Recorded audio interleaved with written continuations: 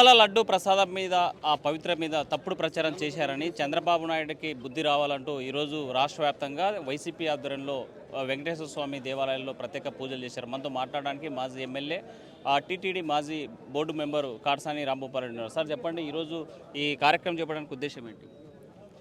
ఇప్పుడు లేనిపోని మా మీద బండాలు వేయడము, తిరుమల తిరుపతి దేవస్థానం మహాదేవుని మీద తప్పు జరిగిందని మాట్లాడడం అనేది ఎంతవరకు కరెక్ట్ అనేది దాని నుంచి ఆలోచన చేయడానికి ఈరోజు ప్రజల మైండ్ డైవర్ట్ అంటే సూపర్ 6 పథకాలు ఇవ్వలేని పరిస్థితులు ఉండి ప్రజలను ఏ విధంగా మైండ్ డైవర్ట్ చేయాలని చూసే జిమ్మికులకు ప్రజలను కూడా కోరేది ఒకటే, ప్రజలందరినీ కూడా కోరేది ఒకటే.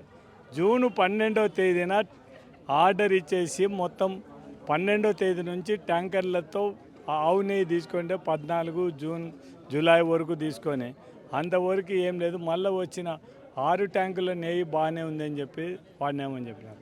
4 ట్యాంకులు వచ్చింటే కొద్దిగా డిఫెక్ట్ ఉంది కాబట్టి దానిని రిటర్న్ చేసినామని శ్యామలరావు చెప్తున్నాడు. చంద్రబాబు నాయుడు వాడినారని ఇప్పుడు రైట్ వాడింటే ముందు చంద్రబాబు నాయుడు ముద్దాయి కావాలా, ఈవో శ్యామలరావు ఇద్దరు ముద్దాయిలు కాలే. ఎవరు ముఖ్యమంత్రిగా ఉన్నారు ఇప్పుడు? చంద్రబాబు నాయుడు ముఖ్యమంత్రిగా ఉన్నారు, ఈవోగా శ్యామలరావు ఉన్నారు. వాళ్ళిద్దరి మీద యాక్షన్ తీసుకోవాలి ఫస్ట్. అది వదిలిపెట్టి జగన్మోహన్ రెడ్డి ఇవన్నీ ఇప్పుడు మా టైంలో జరిగిందంటే పొరపాటు ఎందుకు మీరు మాట్లాడలేకపోయినారు?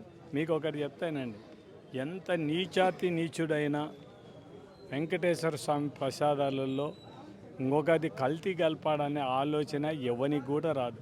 ఒకవేళ మీరు అందరూ కూడా ఈ ప్రజలందరూ కూడా ఒక్కసారి దీని మీద దృష్టి 420 రూపాయలతో మనం కేజీ నెయ్యి కొంటున్నాం.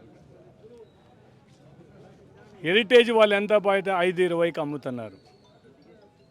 ఓకేనా? ఇది ప్రజలందరూ బాగా గుర్తుపెట్టుకోవాలి. ఇది ట్యాంకర్లో డైరెక్ట్గా సప్లై, C&F ఏజెంట్కు డబ్బులు ఇవ్వాలి, ట్రాన్స్పోర్టేషన్ ఉంటుంది, మళ్ళీ ప్యాకింగ్ డబ్బులు ఉంటాయి, రిటైల్కి వచ్చేళ్ళకి అంతా. దీన్ని అంతా కూడా మొత్తం బల్క్లో సప్లై చేసేదానికి కూడా ఎంత తగ్గిపోతుంది మీరు అందరూ ఒకసారి ఆలోచించండి. ఇప్పుడు 520 చంద్రబాబు నాయుడు అమ్ముతున్నప్పుడు 100 రూపాయలు మొత్తం ఈ ట్రాన్స్పోర్ట్ కానీ ప్యాకింగ్ కానీ GST కానీ ఇవన్నీ కూడా ఖచ్చితంగా ఉంటాయా ఉండవా ఒకసారి ఆలోచించండి. షాపులు పెట్టి అమ్మడానికి వానికి అంతో ఇంత నువ్వు 520కి అమ్ముతున్నప్పుడు వాడు ఎంతో కొంత వాడు కనీసం 10 రూపాయలు 20 రూపాయలు బెనిఫిట్ లేని అమ్మడు కదా. అంత తెలివి తక్కువ మాట్లాడే మనుషులైతే ఏం చేయాలో మీరు అందరూ ఒక్కసారి ఆలోచించండి. దీన్ని కూడా కేవలం జిమ్మిక్ ప్రజలందరినీ కూడా కోరేది ఒకటి, ఒక్కసారి ఆలోచించమని చెప్తున్నాం. ట్యాంకర్లో బల్క్లో సప్లై చేసేటప్పుడు ఎంత రేటుకు వస్తుంది, రీటైల్లో ఎంత రేటుకు అమ్ముతున్నారు చెప్పండి. అంతకంటే ఉంది. మొత్తం దీన్ని చూసి మాట్లాడితే సరిపోతుంది. ఏదో మాట్లాడితే పవన్ కళ్యాణ్ నేను సనాతన ధర్మం, ఇంకా మనం మాట్లాడడానికి రావడం లేదు. నువ్వు సనాతన ధర్మాన్ని గురించి మాట్లాడే స్టేజ్లో నువ్వు లేవు పవన్ కళ్యాణ్ గారు.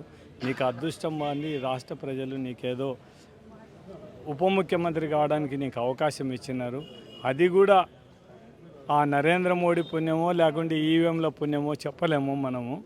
దానికి కూడా మనం ఈవీఎంల గురించి మనం మాట్లాడదలుచుకోలేదు. రైట్, మేము ఎట్టా ప్రజలు మాకు ఓట్లు వేయలేదనుకునే పరిస్థితుల్లోనే మమ్మల్ని మెచ్చలేదని అనుకుంటున్నాం తప్ప దాని గురించి నువ్వే బాప్టిస్టు, నేను చర్చి లేకపోయి నేను బాప్టిస్ట్ మతం తీసుకున్నాను చెప్పినోనివి నువ్వే. నా పిల్లల పేరు క్రిస్టియన్ పేర్లు పెట్టినా అని చెప్పినోని నువ్వు ఎట్లా సనాతన ధర్మం అవుతావు?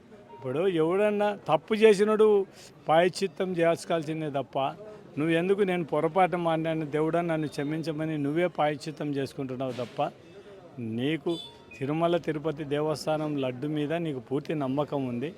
నువ్వు దాన్ని ఏదో విధంగా ప్రజలను మాట్లాడిన మాటలు డైవర్ట్ చేయడానికి నువ్వన్నీ చేస్తున్నావు.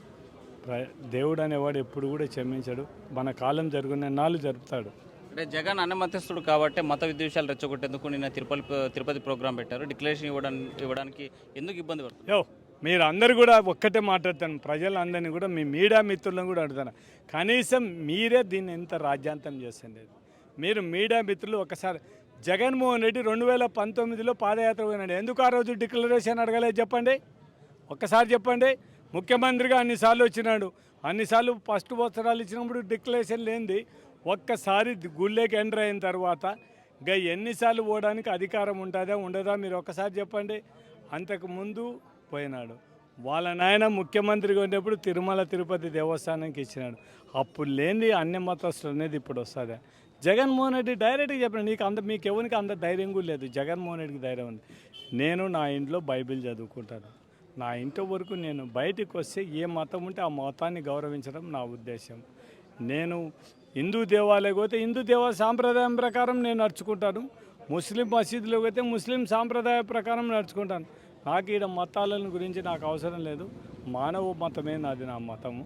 నేను నా ఇంట్లో నేను ఎట్లన్నా కూడా బయట అన్నిసార్లు పోయినటువంటి జగన్ ఈసారి డిక్లరేషన్ ఇవి వెళ్ళడానికి అహం అడ్డం వచ్చింది అనేసి టీడీపీ నాయకులు జనసేన మీరు కూడా మాట్లాడతారా విలేకరులు? మేము మాట్లాడేది మంచి లేదు. ఇప్పుడు 10 సార్లు జగన్మోహన్ రెడ్డి తిరుపతికి పోయినప్పుడు డిక్లరేషన్ అడగని మనం మాట్లాడకూడదు. వాళ్ళను ఇప్పుడు ఏం పెరకడానికి అరుగుతాడారో చెప్పమని చెప్పండి. ఊరికే ఇది అది రాజ్యాంగం చేయడానికి తప్ప బీజేపీలోకి అంతకుముందు ఏం పెరుగుతున్నారు చెప్పండి. అంతకుముందు జగన్మోహన్ రెడ్డి ముఖ్యమంత్రిగా వచ్చినాడు. ఆ రోజు ఎందుకు అడగలేకపోయినారు చెప్పు? రైట్, ఓకే, ముఖ్యమంత్రి కండి భయపడి అడగలేకపోయినా అన్నారు. 2019లో పాదయాత్ర అయిపోయిన తర్వాత తిరుమలకు వచ్చినాడు కదా, ఎందుకు అడగపోయినారు చెప్పండి. ఇవన్నీ కూడా ప్రజలు మైండ్ డైవర్ట్ చేయడానికి బాగుండదు. ఇప్పుడు బీజేపీలకు ఒక్కటే చెప్తాడా, మీరు ఈ రాష్ట్రంలో మీకు అధికారం వచ్చే ప్రసక్తే లేదు, మీరు ఎంతో ఉండాల్సిందే. నేను కూడా మీ పార్టీలో ఉండి చూసినా కాబట్టి మీకు అందరికి కూడా మీకు అంత సీన్ లేదు. మీరు కూడా ఎవరినోగా తోక పట్టుకొని రావాల్సిందే. మీరు ఎంతసేపునా అటు తోకలు పట్టుకొని మాట్లాడే మాటలు మానుకోండి. మీరు నిజమైన హిందూ అయితే హిందూయిజానికి అంటే మన హిందూయిజం లేకుండా చేయాలని మీరు కంకణం కట్టుకున్నారు చెప్పండి. ప్రతి ఒక్క మతస్థుడు మనలోకి రావాలని ఆహ్వానిస్తున్నాం. మీరు సూటిగా ఈ రాష్ట్ర ప్రజలకి మిమ్మల్ని విమర్శించే పార్టీ నాయకులు ఏం చెప్పండి? మేము ఒకటే చెప్పదలుచుకున్నాం, ఎంత నీచాతి నీచుడైనా కూడా అటువంటి పరిస్థితిలో డబ్బులకు ఆకృతిపడి కలిపే ప్రసక్తే లేదు. ఒకవేళ చంద్రబాబు నాయుడు అట్లా నీతిగా తప్పినోడు ఏమని అంటే మనకు తెలియదు. కానీ కేవలం ఇది ఎంత రాజ్యం, మీ మీడియా వాళ్ళు కూడా ఒక్కసారి ఆలోచించాల్సిన అవసరం ఉంది. చంద్రబాబు నాయుడు హయాంలోనే ఆ నెయ్యి సప్లై అయింది. ఇప్పుడు ఎవరి మీదనో మాట్లాడితే ఎట్లా చెప్పండి, ఇది అన్యాయమా కాదా చెప్పు. ఇప్పుడు అదే వాళ్ళకు ఒకసారి తెలుగుదేశం నాయకులకు బీజేపీ నాయకులు ఒక్కసారి మనసు పెట్టి మీ మనస్సాక్షిగా ఏది కరెక్ట్ అని మాట్లాడమని వాళ్ళకి విజ్ఞప్తి చేస్తున్నాను. ఒకవేళ మేము తప్పు చేసామనుకో దేవుడు మమ్మల్ని క్షమించే ప్రసక్తే లేదు. మేము ఏం తప్పు చేయకుండా మేము స్వచ్ఛందంగా మమ్మల్ని మాట్లాడినందుకు దేవుడు మాత్రం మిమ్మల్ని ఖచ్చితంగా మీరు అనుభవించాల్సి వస్తుంది. అది రాసి పెట్టుకోవాలని కూడా నేను విజ్ఞప్తి చేస్తాను. రైట్, రాష్ట్ర ప్రజలు ఒకటే గమనించాలి, దేవుడు తప్పు చేసింటే మమ్మల్ని శిక్షిస్తాడు. ఆ దేవుడు ఎవరు తప్పు చేశారో వాళ్ళకి శిక్ష అనుభవించక తప్పదని చెప్పేటువంటి పరిస్థితి అయితే కనిపిస్తుంది. ప్రజలు మాత్రం ఒకసారి విజ్ఞతతో ఆలోచించండి. ఎవరి హయాంలో కల్తీ జరిగిందో, ఎవరి హయాంలో ఇక్కడ ప్రసాదం యొక్క పవిత్రత దెబ్బతీశారనేది గమనించాలని కోరేటువంటి పరిస్థితి. వీడియో జల్లి చంద్రశేఖర్తో చూస్తున్న ఆర్టీవీ కర్నూలు. మరిన్ని వీడియోస్ కోసం ఛానల్ ని సబ్స్క్రైబ్ చేయండి, లేటెస్ట్ అప్డేట్స్ కోసం వాట్సాప్ ఛానల్ ని ఫాలో చేయండి అండ్ లింక్ డిస్క్రిప్షన్ లో ఉంది.